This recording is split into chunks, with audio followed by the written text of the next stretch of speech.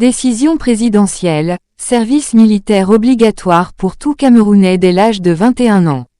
La grande course au fauteuil présidentiel est lancée dans le pays. Et tout dit peut ne pas être tranquille. Cette fois-ci, la bataille sera très féroce avec les autres candidats. Le parti au pouvoir, le Rassemblement démocratique du peuple camerounais, RDPC, dirigé par Paul Biya, va avoir beaucoup de concurrents en 2025 lors de l'élection présidentielle qui se profile. Les plus certains sont Maurice Kamto, Joshua Nambanji OSIH, Me Christian Bomo Ntimban, Cabral Libi pour ne citer que cela. Le lanceur d'alerte Jorel Jacques Dzang n'a pas l'aura nécessaire pour prétendre à une place aux côtés de ces hommes politiques. Mais il a la réflexion et la jugeote nécessaires pour dégager des mesures que le président de la République pourrait mettre en place.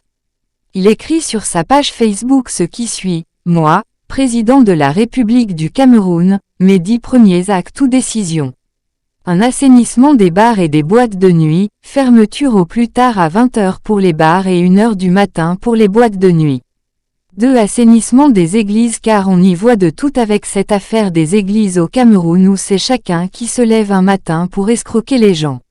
3. Service militaire obligatoire pour tout Camerounais dès l'âge de 21 ans pour au minimum 3 ans, à la suite tu vois si tu veux poursuivre dans l'armée ou pas mais au moins la rigidité et la rigueur de la formation militaire te forgeront pour la vie active. 4. Le bilinguisme obligatoire pour tout concours national y compris l'intégration à la fonction publique, ce qui veut dire que dès l'éducation de base, tout Camerounais sera dans l'obligation d'apprendre les 2 langues officielles du Cameroun et ce sera une priorité absolue dans l'éducation nationale.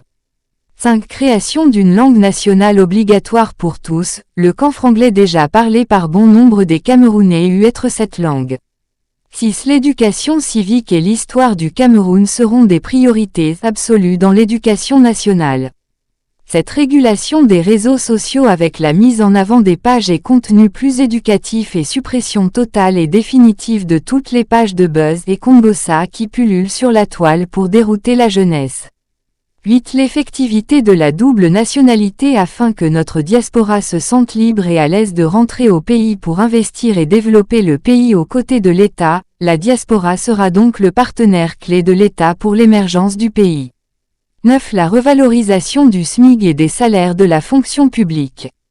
10. La construction de nouvelles prisons au règlement russe, mais avec des réelles conditions d'accompagnement des ex-prisonniers à leur sortie de prison pour se réinsérer dans la société. Et vous, que ferez-vous si vous êtes président?